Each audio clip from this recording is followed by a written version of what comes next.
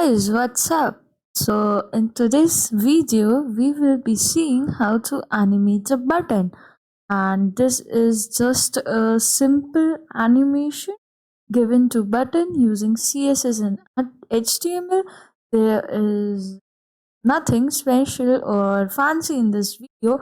It is a simple animation video for button. So we this today this button with this little animation. So without wasting time, let's begin.